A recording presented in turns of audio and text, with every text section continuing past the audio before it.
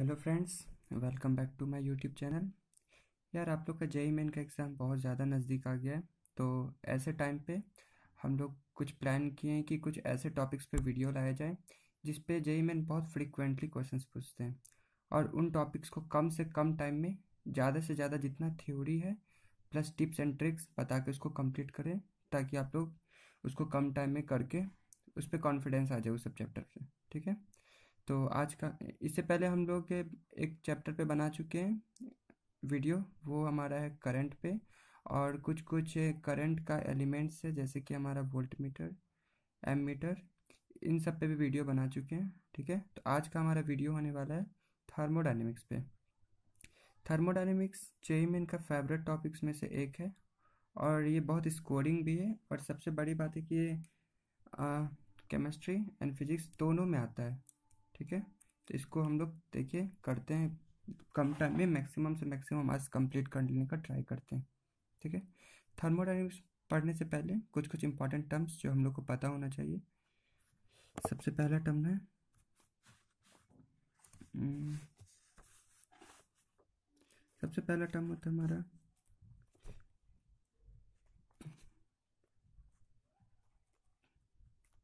Calorimetry. ठीक है।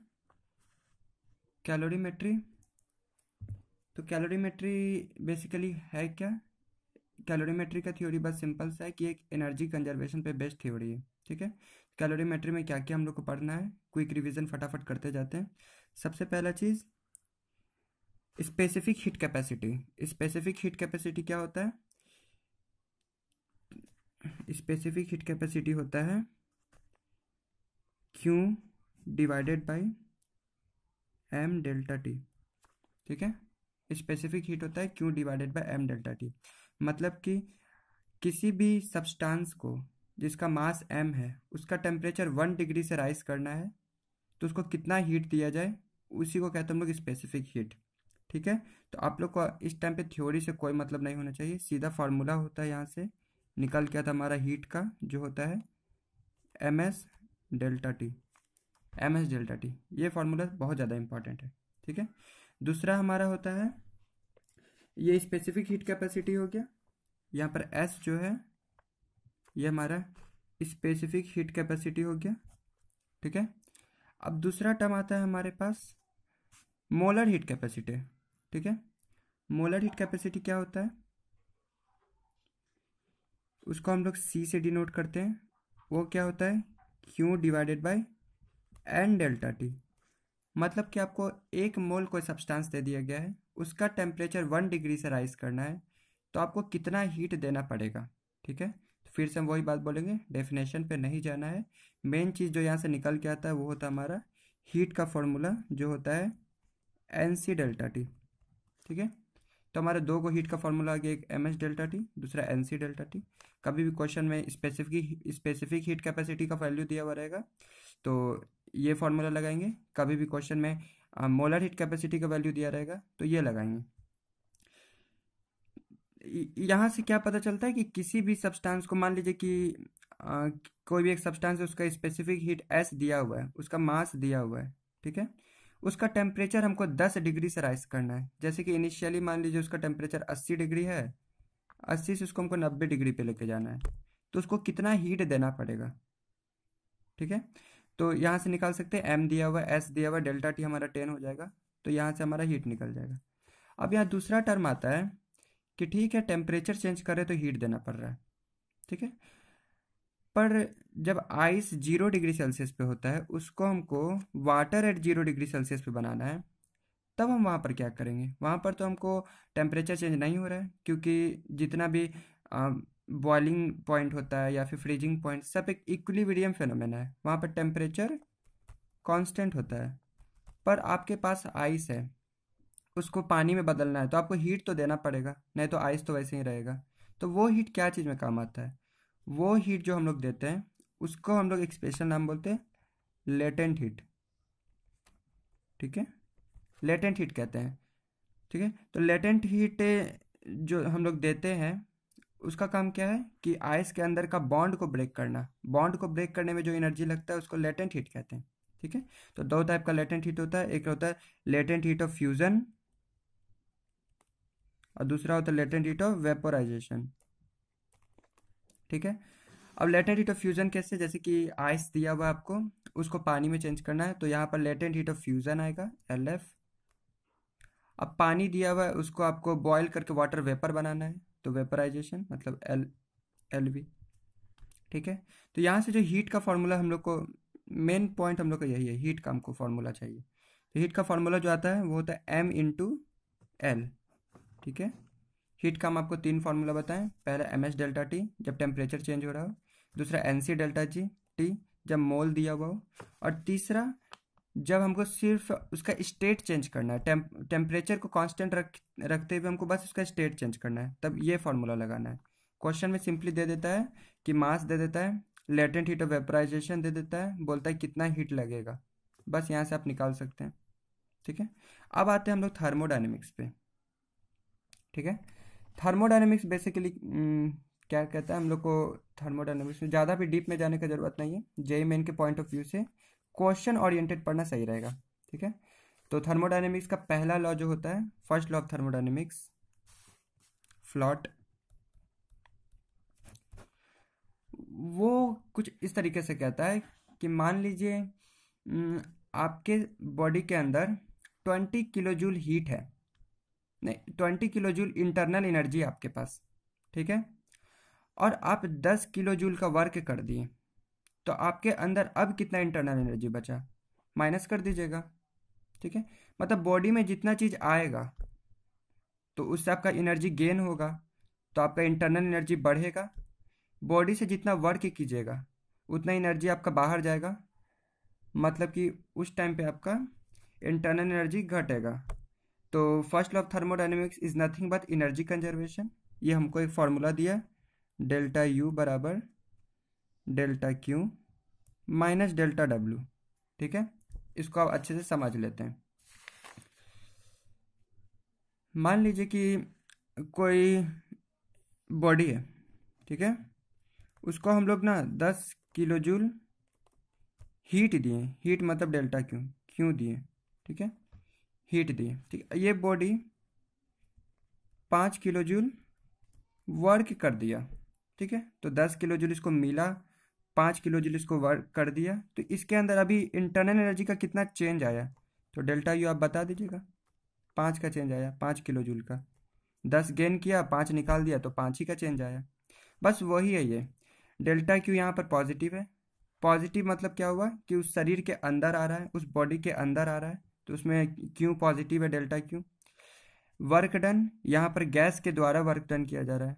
तो हम लोग कभी भी फिजिक्स में मानते ही हैं कि कोई भी बॉडी वर्क डन कर रहा है तो वर्क डन उसके द्वारा पॉजिटिव होगा अगर सेम डायरेक्शन में है तो। यहाँ पर सीधा एक ही डायरेक्शन है, वर्क डन बाय बॉडी, तो यहाँ पॉजिटिव वर्क डन है। तो इस फार्मूला से भी हम लोग निकाल सकते हैं डेल्टा U बराबर डेल्टा Q कितना हीट आया है, हीट चेंज 10, माइनस W कितना वर्क डन कर दिया 5, मतलब कि 5 किलो जूल। ठीक है। देख लीजिए ये एनर्जी कंजर्वेशन है और कुछ नहीं है। सबसे इंपॉर्टेंट फार्मूला आपका निकल गया, डेल्टा U बराबर delta Q minus delta W। ठीक है। अब दूसरा चीज़ हमारा आता है यहाँ पर, जो सबसे बहुत इंपॉर्टेंट चीज़ है, वो होता है work done, work done in thermodynamics. ठीक है। अब जल्दी जल्दी हम लोग देखते जाते हैं, उसके बाद आप लोग सीधा क्वेश्चन बनाइएगा, प्रीवियस ईयर का आपका सब बन जाएगा। ठीक है, इसका मैं गारंटी लेता हूँ। वर्क डन का क्या क्या फार्मूला होता है, तो वर्क डन आप लोग जानते हैं क्या होता है, DW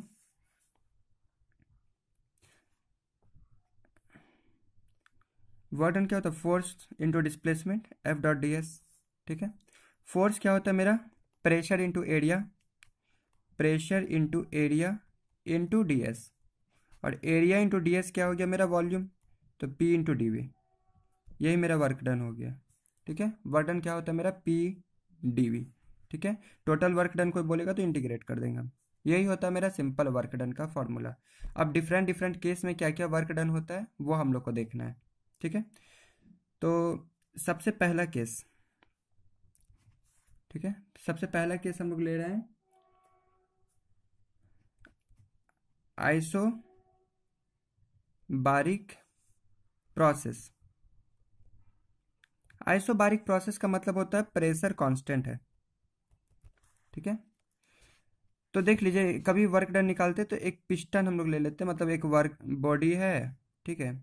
वो वर्क डन कर रहा है तो या तो वॉल्यूम आ रहा है ना, तो या तो ये चीज़ एक्सपेंड करेगा या तो ये चीज़ कंप्रेस होगा। यही दो चीज़ हो सकता है इस बॉडी में, उसी से हम लोग वर्क डन निकालते हैं, क्योंकि वर्क डन के लिए मेरा वॉल्यूम चेंज होना चाहिए, तो वॉल्यूम ऐसे ही चेंज हो सकता है, ठीक है। तो पहला प्रोसेस आइसोबारिक है। आइसोबारिक मतलब प्रेशर कांस्टेंट। इंटीग्रेशन के अंदर प्रेशर आप कांस्टेंट हो गया तो उसको हम सीधा बाहर निकाल सकते हैं। तो हमारा वर्क डन क्या हो गया, D W P integration of D V, ठीक है। दोनों साइड इंटीग्रेशन का साइन लगा दिए, ठीक है। तो यहाँ पर अब सिर्फ डी वी का इंटीग्रेशन है, तो यहाँ से सीधा हम लोग लिख देंगे डेल्टा डब्ल्यू बराबर पी डेल्टा वी, ठीक है। यही मेरा वर्क डन का फॉर्मूला हो गया आइसोबारिक प्रोसेस में। अब बात करते हैं हम लोग दूसरा प्रोसेस, आइसोकोरिक प्रोसेस, ठीक है। अब हम लोग बात करते हैं आइसोकोरिक प्रोसेस का।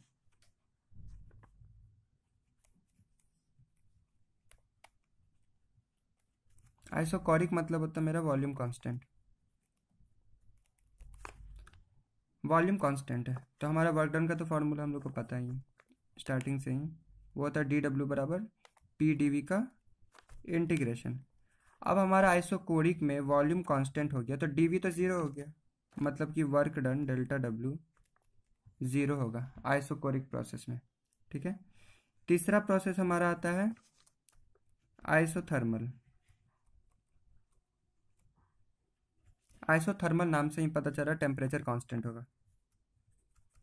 टेम्परेचर कांस्टेंट है पर वर्क डन का फॉर्मूला तुमको एक ही चीज़ पता है, डी डब्ल्यू बराबर पी डी वी।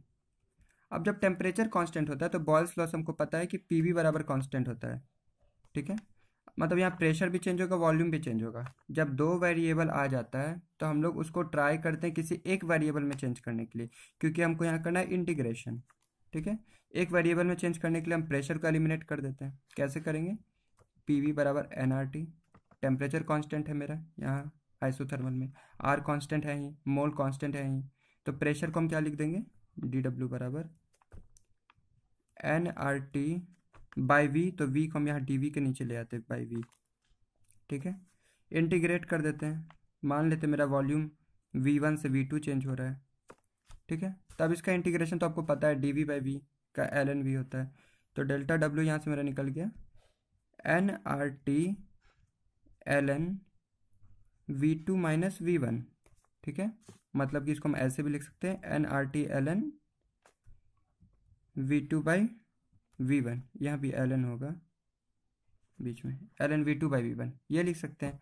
और हम इससे कंडीशन का यूज़ करके V two by V one को हम P one by P two लिख सकते हैं, क्योंकि पी वन वी वन बराबर पी टू वी टू होगा।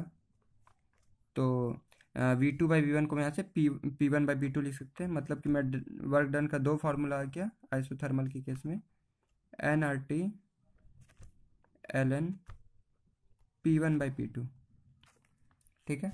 तो ये हमारा मेन वर्क डन था जो सबसे इम्पॉर्टेंट रहता है थर्मोडायनेमिक्स में, ठीक है। और जो एक और प्रोसेस आता है वो थोड़ी देर में बात करते हैं, या फिर उसको नेक्स्ट लेक्चर में ले लेंगे। हमको एक और चीज़ पढ़ना है, कार्नोट इंजन का एफिशिएंसी। एफिशिएंसी क्या होता है, ठीक है, किसी भी इंजन का एफिशिएंसी क्या होता है, ठीक है। तो उसको समझाने के लिए एक एफ बी डी जैसे कुछ बना के आपको शो करते हैं। एक बॉडी है, ठीक है, उसको Q1 हीट मिल रहा है कहीं से, ठीक है। ये W वर्क कर रहा है, ठीक है, और Q2 हीट वेस्ट हो जा रहा है, ठीक है। देखिए सेकंड लॉ ऑफ थर्मोडायनेमिक्स कहता है कि कोई भी ऐसा इंजन बनाना पॉसिबल ही नहीं है जिसमें आप 100% हीट को 100% वर्क में चेंज कर दें। जैसे कि आपका गाड़ी है, जब आप गाड़ी चलाते हैं पेट्रोल जलता है, क्या वो पेट्रोल पूरा का पूरा इंजन को रोटेट करने में चल जाता है, नहीं, थोड़ा सा हीट में वेस्ट भी होता है, आपका गाड़ी गर्म हो जाता है, वही ये वेस्ट है, ठीक है। तो वेस्ट को हमेशा सिंक कहते हैं। और Q1 हीट जो दे रहा है हमको, जैसे पेट्रोल डीजल ये सब, तो उसको हम कहते हैं सोर्स, ठीक है। तो इस इंजन का एफिशिएंसी क्या है, तो एफिशिएंसी मतलब हम लोग एक ही चीज़ जानते हैं कि कितना वो काम किया, वर्क किया, डिवाइडेड बाय उसको टोटल कितना एनर्जी मिला, यही मिला है, क्योंकि उसको टोटल एनर्जी Q1 मिला है, वर्क किया W, तो एफिशिएंसी हो गया W/Q1। ठीक है। और ये एक फार्मूला हो गया एफिशिएंसी का। दूसरा फार्मूला, वर्क डन क्या हो जाएगा, Q1 माइनस Q2, क्योंकि Q1 आ रहा है, Q2 निकल रहा है, बाकी जो बचा वही वर्क हो रहा है। तो वर्क को हम क्या लिख सकते हैं, Q1 minus Q2 divided by Q1। ठीक है। जब Q1 को हम डिस्ट्रीब्यूट कर देंगे तो मेरा आ जाएगा 1 माइनस Q2/Q1। ये हो गया मेरा एफिशिएंसी। ठीक है। और हमको एक और चीज़ पता है कि heat directly proportional to temperature होता है। ठीक है। तो एफिशिएंसी का एक और फार्मूला आ गया, 1 माइनस T2/T1। ठीक है। तो ये दोनों इंपॉर्टेंट फार्मूला है, ये और ये। एफिशिएंसी हर बार जेई में जो क्वेश्चन पूछता है डायरेक्ट क्वेश्चन दे देता है कि Q2 amount of heat waste हो रहा है, Q1 अमाउंट ऑफ हीट उसको मिल रहा है, एफिशिएंसी निकालना है या फिर वर्क डन निकालना है, अगर एफिशिएंसी दे दिया हो तो। या फिर कभी कभी 2019 में जेई मेन में क्वेश्चन आया था, T1 दे दिया था, Q1 दे दिया था, Q2 दे दिया था, अब ये और एफिशिएंसी तो बराबर ही है, तो हम यहाँ से Q2/Q1 बराबर T2/T1 लिख सकते हैं। ठीक है, इस दोनों इक्वेशन से। तो इसी पे जेई मेन क्वेश्चन दिया था कि Q2 दे दिया था, Q1 दे दिया था, T2 दे दिया था, T1 निकालना था। जेई मेन 2019 में जाके आप चेक कर सकते हैं। ठीक है। तो ये था हमारा कंप्लीट थर्मोडायनेमिक्स। एक प्रोसेस हमारा बचता है एडियाबैटिक प्रोसेस, जिसको हम कल एक लेक्चर लेंगे, उसमें बताएंगे, क्योंकि उसमें एडियाबैटिक प्रोसेस में कुछ पीवी बराबर पीवी की पावर गामा बराबर कांस्टेंट, ये सब बात करना पड़ेगा रिवर्सिबल एडियाबैटिक का। ठीक है। तो वो भी कल एक छोटा सा लेक्चर में निपट जाएगा, शायद 10 मिनट का बनेगा। ठीक है। तो आई होप कि आपको ये लेक्चर पसंद आया होगा। इसमें हम लोग कंप्लीट कैलोरीमेट्री रिवीजन किए हैं और पूरा थर्मोडायनेमिक्स रिवीजन किए हैं। थर्मोडायनेमिक्स का कुछ छोटा सा पार्ट जो बचा है उसको अगले लेक्चर में हम लोग कर लेंगे। ठीक है। तो आपको सभी लेक्चर टाइम पे मिलते रहे, इसके लिए आप हमारे चैनल को सब्सक्राइब करके नोटिफिकेशन बेल को दबा दें और हमारे वीडियो को ज़्यादा से ज़्यादा लाइक और शेयर करें। ठीक है। तो मिलते हैं नेक्स्ट वीडियो में, तब तक के लिए बाय।